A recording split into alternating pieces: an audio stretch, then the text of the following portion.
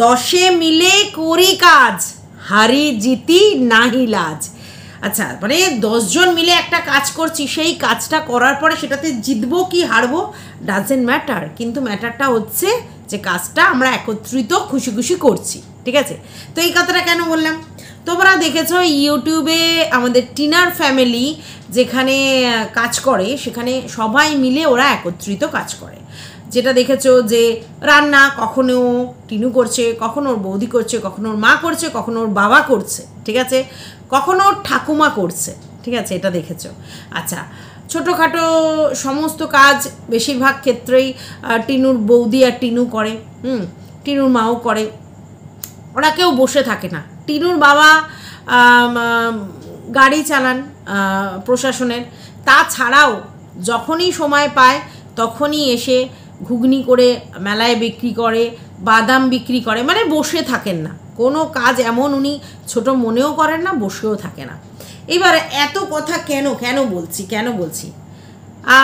কালকের লাস্ট ভিডিওটা টিনার যেটা দেখেছো সেখানে দেখেছো যে ওই যে স্কুলের ড্রেস ভাঁজ করা হচ্ছে, যে উপরে স্কার্ট, নিচে স্কার্ট আর উপরে ব্লাউজ যেগুলো হয় বাচ্চাদের সরকার থেকে যেগুলো দেয়, তো সেগুলো হচ্ছে ভাঁজ করছে। আচ্ছা, এবার সেটা কে নিয়ে এসেছে? টিনুর দাদা। মানে টিনুর দাদা যেহেতু টোটো চালায়, সেহেতু মানে কারোর না কারোর সঙ্গে চেনা পরিচিতি হয়েছে এবং তারা এরকম ধরনের কাজ ওদেরকে দিয়েছে যে ওইগুলোকে ভাঁজ করে গুছিয়ে বস্তায় করে দিলে কিছু একটা পার গোছানোর প্রতি একটা কিছু টাকা দেবে, আর তার জন্য তারা কাজটা করছে। এবং সেই কাজটা নর্মালি অ্যাকচুয়ালি টিনুর মা, তারপরে টিনুর ঠাকুমা আছে, টিনুর বৌদি আছে, টিনু আছে, সবাই মিলে যদি কাজটা করে তাহলে একটা কিছু অ্যামাউন্ট আসবে। এবার সেই অ্যামাউন্টটা পরিবারের কোনো কাজে লাগানো হবে, এটাই ব্যাপার।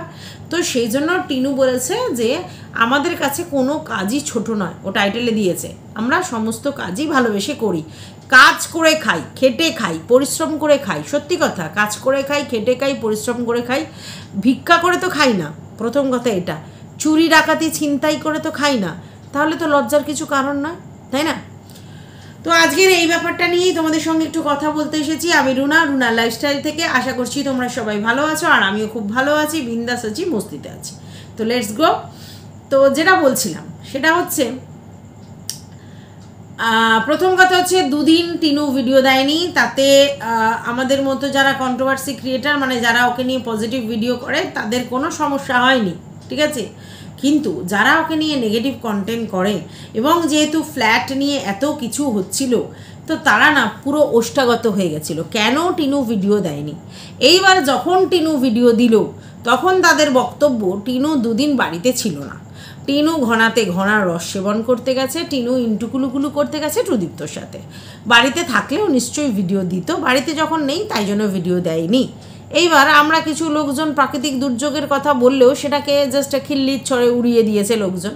তো যাই হোক, এদেরকে বিশ্বাস করানো যাবে না। এইবার কথাটা হচ্ছে, আমি একজন ডেলি ব্লগার, ঠিক আছে, এবার আমার ডেলি ব্লগ দেওয়ার কথা, কিন্তু আমি প্রায় আগে ঠিকমতো ভিডিও দিতে পারতাম না, মানসিক কারণে হোক, শারীরিক অসুস্থতার কারণে, প্রাকৃতিক দুর্যোগের কারণে।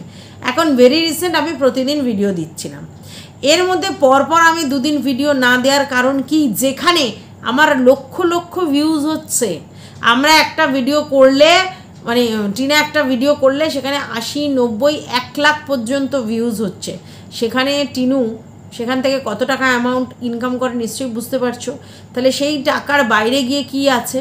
তাহলে এরকম কিছু হতে পারে যে সে কোথাও গেছে বলে ভিডিও দিচ্ছে না, সারাদিনের জন্য তার কেউ যায় না, তাহলে সে ভিডিও বানিয়ে রাখতো, তাই না? সে ভিডিও বানিয়ে রাখতো, কিন্তু সেরকম কিছুই আমরা দেখিনি, তার মানে প্রাকৃতিক দুর্যোগের জন্যই দেয়নি।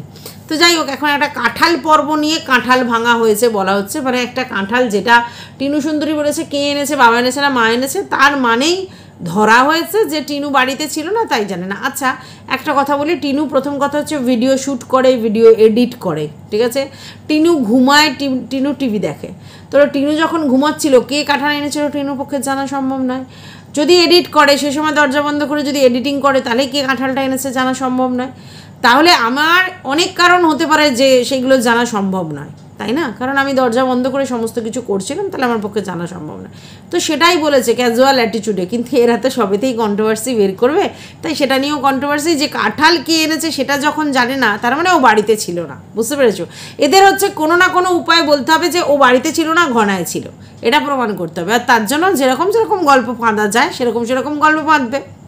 আচ্ছা, এইবার যে স্কার্টগুলো নিয়ে হচ্ছে, তো সবাই সেটা নিয়ে খিল্লি ওড়াচ্ছে যে স্ট্যান্ডার্ড যে যেরকম লোক সে সেই স্ট্যান্ডার্ডে কাজ করে, তাই তো? তো এইবার সেখানে দাল্লি কিমা বলছে কোনো কাজই ছোট নয়, কিন্তু স্ট্যান্ডার্ড অনুযায়ী কাজ করতে হয়। তো স্ট্যান্ডার্ড কিসে হয়? মানে আমার এই প্রশ্নটা আমাদের দাল্লির কাছে, যে স্ট্যান্ডার্ড কিসে হয়? শিক্ষায়, রুচিতে, না পয়সায়? ঠিক আছে, নাকি তুমি কোন অট্টালিকায় থাকো, কত ব্যাংক ব্যালেন্স রয়েছে, কিভাবে অ্যাসেট করছো, আর তোমার পারিপার্শ্বিক লোকজন তোমাকে কী লেভেলে ভ্যালু দিচ্ছে, তাতে কিসে হয় স্ট্যান্ডার্ডটা? স্ট্যান্ডার্ডটা হয়, প্রথম কথা হচ্ছে শিক্ষা থেকে। শিক্ষা মানুষকে সমৃদ্ধ করে, তারপর তার রুচি থেকে, ঠিক আছে, এবং তার মানে কি বলবো, পূর্ব পরিচয় থেকে, তার বংশ, সে কোথায় জন্মেছে, কিভাবে লাইফস্টাইল লিড করেছে, কি হেনা তেনা সমস্ত কিছু মিলিয়ে হয়, তবে একটা স্ট্যান্ডার্ড হয়। আজকের আমি বিশাল টাকা ইনকাম করলাম, আমি না জানি শিক্ষা, না আমার রুচি আছে, না কালচার আছে, না আমার ফ্যামিলি সেই জায়গা থেকে বিলং করে, আমি জাস্ট একটা নর্মাল নিম্নবিত্ত ফ্যামিলি থেকে বিলং করি। এবার আমি পয়সা করেছি, করে আমি একটার পর একটা জিনিস কিনছি, জামা কাপড় কিনছি, অট্টালিকা বানাচ্ছি, বাড়ি গাড়ি করছি, এতে কি স্ট্যান্ডার্ড হয়? তাহলে সবাই পয়সা দিয়ে স্ট্যান্ডার্ড কিনতো, স্ট্যান্ডার্ড ওইভাবে আসে না। তো যাই হোক, দাল্লির মুখে কথাটা শুনে বেশ ভালো লাগছে, বলছে স্ট্যান্ডার্ড একটা কথা। দাল্লি কি নিজেকে স্ট্যান্ডার্ড মনে করে? আমি জানি না, হতে পারে মনে করে। তবে হ্যাঁ, এটা বলতে পারে দাল্লির মেয়ে নিজে পড়াশোনা করেছে, চাকরিভূত করছে, তো সেই জায়গায় নিজেকে স্ট্যান্ডার্ড তৈরি করছে। কিন্তু দাল্লির যেহেতু টুবোদা ওকে নিয়ে এসে একটা সংসার জীবনে দিয়েছে, তো অবশ্যই টুবোদা একটা ভালো কাজ করেছে, সেই জায়গা থেকে ও সংসার পেয়েছে, কিন্তু স্ট্যান্ডার্ড হয়নি। না শিক্ষা আছে, না সেই রুচি আছে, না তো সেই জায়গা আছে, তো সেই জন্য সেই স্ট্যান্ডার্ড হয়নি। পয়সা থাকলেই সব কিছু হয় না, পয়সা থাকলেই মিত্তি স্ট্যান্ডার্ড হয়েছে, এই কথাটা যদি কিমা ভাবে তাহলে ভুল ভাবছে। মানে ওর বক্তব্য মিত্তিরের বাড়ি হেভি এক্সট্রা অর্ডিনারি স্ট্যান্ডার্ড, আর সে জায়গায় আমাদের টিনু সুন্দরী পাতি ক্লাসের বাড়ি, কোনো স্ট্যান্ডার্ড নেই একদমই। তো যাই হোক, স্ট্যান্ডার্ড ওইভাবে হয় না। আমি যতদূর শুনেছি আগের ভিউয়ার্সদের কাছ থেকে, টিনুর যারা আগের ভিউয়ার্স ছিল এবং মিত্তিরে, তারা বলেছে যে টিনু প্রথম দিকে যখন আসে তখন ওদের অবস্থাও খুব খারাপ ছিল। টিনু ভিডিও করে করে করে করে আজকের এই জায়গা দাঁড়িয়েছে, ঠিক আছে। অবশ্যই ওরাও ছিল সাপোর্টে, আমি সেটা অস্বীকার করি না কখনো, কারণ একার দ্বারা সব কিছু হয় না। কিন্তু টিনুর ফেস ভ্যালু, টিনুর সামনে আসা এই জায়গা থেকে হয়েছে। কিন্তু তবে এই জিনিসটা কোত্থেকে এসেছে, টিনুর ফেস ভ্যালুটাই বা কোত্থেকে এসেছে? অবশ্যই সৌমালির জায়গা থেকে। সৌমালির ভাই বলেই কিন্তু লোকে মিত্তিরের ব্যাপারটা দেখেছে, এবং মিত্তিরের বউ বলেই কিন্তু টিনুকেও দেখেছে। কিন্তু টিনুর মধ্যে একটা আলগা স্ত্রী ছিল, টিনুর মধ্যে একটা ইনোসেন্ট ব্যাপার ছিল, যেটা অল্প বয়সে থাকে, এবং এই বয়সে একটা ছোট্ট বাচ্চা মেয়ে কি সুন্দর গুছিয়ে সংসার করছে, বাচ্চা মানুষ করছে, তার আশেপাশে গ্রাম্য পরিবেশ, তার কথাবার্তা, তার হাসি, মুখের মিষ্টত্ব, এইসবের জন্যই কিন্তু সে নজর কেড়েছিল, ঠিক আছে। এইখানে কোনোভাবেই সৌমালির জায়গাটাকে ডিনাই করা যাবে না। সৌমালির জন্যই আজকের মিত্তির এবং টিনার এই ভ্যালু। এরা নিজেরা কিন্তু বিশাল কিছু করেনি, প্রথমে ছাপোষা আমাদের মতোই লাইফস্টাইল ভিডিও দেখাতো, কিন্তু যেহেতু সৌমালির ভাই মিত্তির, সেজন্য তারা এই লেভেলে গ্রো করেছে, প্রথম। দ্বিতীয় কথা হচ্ছে অবশ্যই টিনার ইনোসেন্ট মুখ এবং একটা মিষ্টি হাসি এবং তার আলতো আদো কথাবার্তা, বিহেভিয়ার, এগুলো দেখেই কিন্তু মানুষ অ্যাপ্রিসিয়েট করেছে।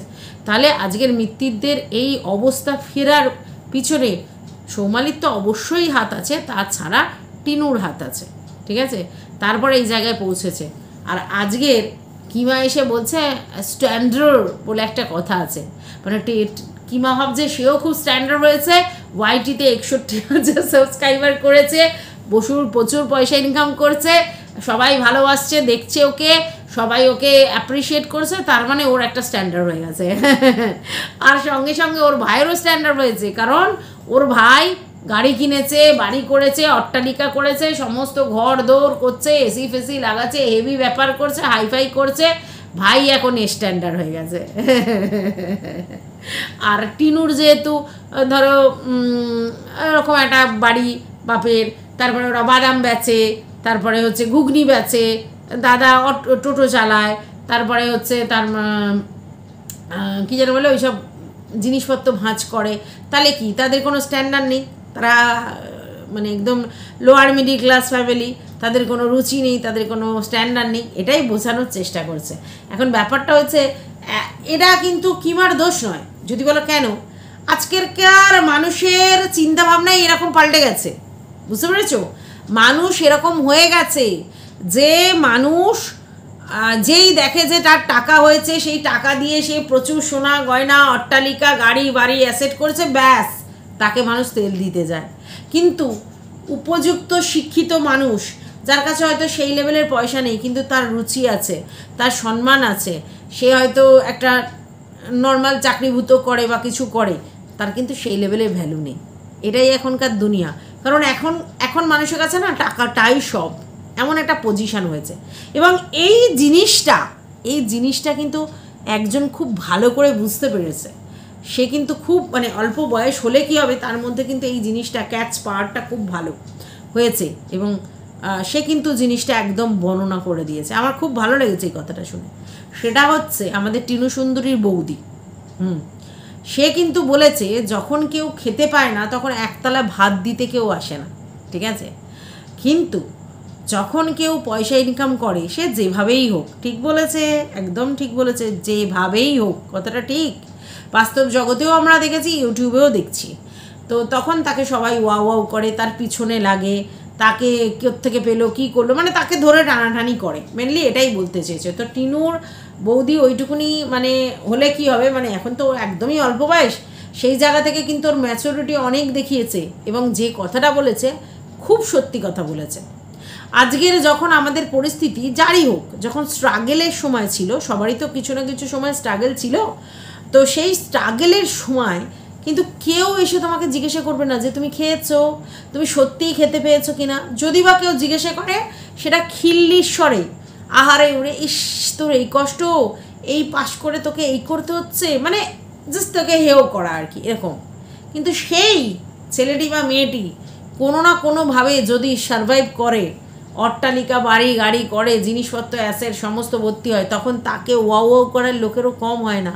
তার সব ব্যাগ লগ ফুলে যায় লোকের, এবং তাকে অ্যাপ্রিসিয়েট করে। এটাই আমাদের সমাজ, এখনকার দিনে আমাদের এটা সমাজ। আর এই বাস্তব শিক্ষাটা টিনুর বৌদি খুব ভালো পেয়েছে, এবং সেই জন্যই সে বলেছে কোনো কাজ ছোট নয়। এক থালা যখন কেউ ভাত দেওয়ার নেই, যখন কেউ খেতে পায় না, কিন্তু যখনই কেউ মানে দাঁড়ায়, পয়সা ইনকাম করে, সে যেভাবেই হোক, তখন কিন্তু তাকে পথে টানার লোক অনেক আছে, পা ধরে টানার লোক অনেক আছে। এইটা কিন্তু একদম ঠিক। আর এই জ্ঞানটা টিনুর বৌদি নিশ্চয়ই বাস্তব অভিজ্ঞতা থেকেই পেয়েছে বা দেখেছে, আর সেটা দেখেই কিন্তু এত বড় কথাটা ওর ছোট্ট মুখে বলে দিল। একদম ঠিক বলেছে, ওর কোনো জায়গা থেকে ভুল নয়, ও বাস্তবটা খুব ভালো করে দেখেছে, আর দেখেছে বলেই এইভাবে কথাটা বলতে পারছে। বাস্তবটা এটাই।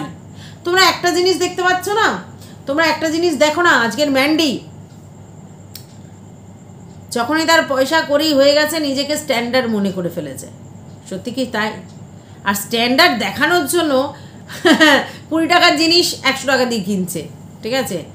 700 টাকা দিয়ে কফি কিনে খাচ্ছে, 700 টাকা দিয়ে 600 টাকা দিয়ে কফি খাচ্ছে, ঠিক আছে? মানে একটা জলের বোতল 100 টাকা দিয়ে কিনেছে, দুটো কফি 300 600 টাকা দিয়ে কিনেছে। মানে কতটা শো অফ হলে এরকম মানুষ করে। যেখানে কেউ বাইরে যাচ্ছে, সে বলছে আমি বাড়ি থেকে জল নেওয়া হলো না, হতে পারে বাড়ি থেকে জল না নেওয়া, লোকে ভুলে যেতেই পারে। রাস্তাঘাটে প্রচুর জায়গা আছে যেখান দিয়ে কিন্তু জল কিনে নেওয়া যেত, কিন্তু না, আমাকে তো দেখাতে হবে, শো অফ, একেবারে আমাকে শো অফ করতে হবে। ফ্লাইট যেখানে আছে সেই লাউঞ্জ থেকে আমাকে জল কিনতে হবে, তবে তো বোঝানো যাবে আমি বড় লোক হয়েছি। তো এইটা ম্যান্ডি দেখিয়েছে। তারপর কফি, যেই কফি বাইরে বাইরে খাওয়া যায় সেই কফি ওখানে বসে খেয়ে শুধু শুধু 700 টাকা খরচা। ভাবতে পারছো? মানে এটা কি বলতো, পয়সার মিসইউজ করা, এটা পয়সার মিসইউজ করা। যেভাবে ফালতুভাবে তো এসে যাচ্ছে, শুধু ভিডিও দিলে লোক উপচে পড়ে ভিডিও দেখে শুধু র্যান্ডমলি ভিউজ দিয়ে যাচ্ছে। হ্যাঁ, সেই ভিউজে মানে অঢেল পয়সা, কি করবে ঠিক করতে পারছে না। তো স্বাভাবিক, ওই যে কোনো দিন দেখেনি সে আদিক খেলার মতো করছে, তো স্বাভাবিক ফ্লাইটে গিয়ে কি করবে ঠিক করতে পারছে না, তো সেইখানে ওখানে গিয়ে মানে 300 টাকা দিয়ে কফি খেয়ে নিচ্ছে, 600 টাকা মানে করে 100 টাকা দিয়ে জল কিনে নিচ্ছে, মানে ফালতু পয়সা ওয়েস্ট করছে। আর লোককে দেখাচ্ছে যে তোমরা আছো বলে সম্ভব। আরে আমরা আছি মানে তুই কি পয়সার মিসইউজ করবি? যাই হোক, কিছু বলার নেই। ভগবান সবাইকেই দিন দেয়, এটা জানবেন, কিন্তু সেই দিয়ে আবার দেখেও, মনটাও দেখে। এইভাবে যদি তুমি অপচয় করো ফালতু জিনিসের জন্য, তাহলে সেই পয়সা রাখাটাও কিন্তু কষ্টকর। তো যাই হোক, সেটা অন্য ইস্যু। আমার বক্তব্যটা হচ্ছে যে টিনু যে কথাটা বলেছে বা টিনুর বৌদি যে কথাটা বলেছে একদম 200% ঠিক কথা বলেছে। এইবার টিনুদের মধ্যে একটা জিনিস আমি দেখেছি এবং ভিউয়ার্সরাও বলেছে, সেটা হচ্ছে টিনুদের কিন্তু এইসব ব্যাপার নেই, কে কি ভাবলো, আমরা এই কাজ করি সেটা দেখাবো না, প্রেস্টিজের ব্যাপার না, নেই ওদের কাছে।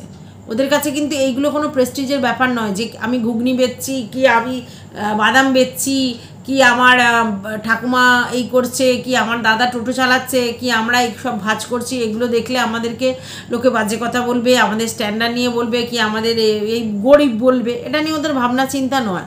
ওরা সমস্ত কাজ করে এবং আনন্দে থাকে। যে পয়সাটা পায় সেটাই পরিবারের মধ্যে সবাই মিলে আনন্দ করে ফুর্তি করে কাজে লাগায়। এটাই তো হওয়া উচিত। কোনো কাজকে কি ছোট করা উচিত? করা উচিত না।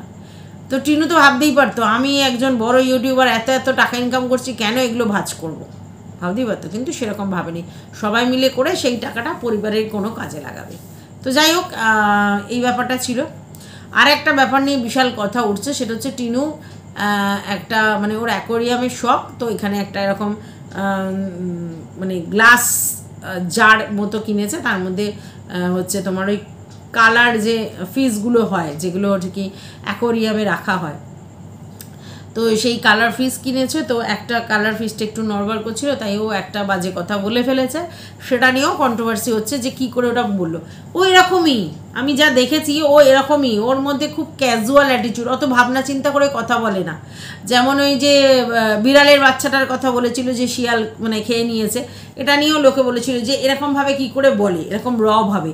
ও ওরকম ধরনেরই কথা বলে। ও অত ভাবনা চিন্তা করে কে কি ভাববে, কে কি বলবে, এরমভাবে বলা উচিত, ওরমভাবে বলা উচিত, আমি কিন্তু ওকে দেখিনি। ও কিন্তু একদম নর্মালি কথা বলবার চেষ্টা করে, আর সেই জায়গাটা থেকে ওটা ওরকম হয়ে যায়। ও ক্যাজুয়াল খুব এই সব ব্যাপারে, ঠিক আছে। প্র্যাকটিক্যাল কথাই ও বলেছে যে সত্যি একটা শিয়াল আর কি বিড়াল ছানাকে নিয়ে গেছে, কিন্তু ওর এমনভাবে বলেছে শুনতে একটু অন্যরকম লাগছে, ব্যাস সবাই সেটা নিয়ে খিল্লি করতে বসে গেছে, কিন্তু ও ওরকমই, এটা আমি দেখেছি। আচ্ছা, ওটা গেল 1 নম্বর। 2 নম্বর কারণে মাছটার ব্যাপারে ওরকমভাবে বলেছে, চলে মানে মানে গেলি রে, এরকম আর কি, মানে সেটা আমি আর উচ্চারণ করছি না, তো ওইভাবে গেলি রে, তো ওটা বলেছে, সবার খুব খারাপ লেগেছে। কিন্তু ও ওরকম ধরনের কথা বলে, ওরা তো তাদবুদ নেই, একটু ক্যাজুয়াল অ্যাটিটিউডের আর কি, মানে এত বড় হয়েছে সেই লেভেলের ম্যাচুরিটি ডেভেলপ করেনি যে এটা এরমভাবে বলতে নেই। আমি ইন্টারন্যাশনাল প্ল্যাটফর্মে একটা ভিডিও করছি, আমাকে নিয়ে সবাই কন্ট্রোভার্সি করে, এটা নিয়েও কন্ট্রোভার্সি করবে, এত বোধ বুদ্ধি দিয়ে ও মানে এইসব জিনিস ওর বোধ বুদ্ধিও কাজে লাগায় না, তার জন্য ও ক্যাজুয়ালি বলেছে। তো যাই হোক, এইভাবে না বলাই ভালো টিনু, কারণ তোমাকে নিয়ে তুমি যাই করো তাই নিয়েই কন্ট্রোভার্সি হয়, তো এটা নিয়ে তো হবে, স্বাভাবিক ব্যাপার।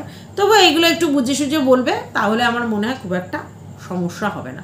তো যাই হোক, এই ভিডিওটা আমি এই পর্যন্তই রাখছি। ভালো লাগলে অবশ্যই লাইক কমেন্ট শেয়ার করে পাশে থেকো। টাটা।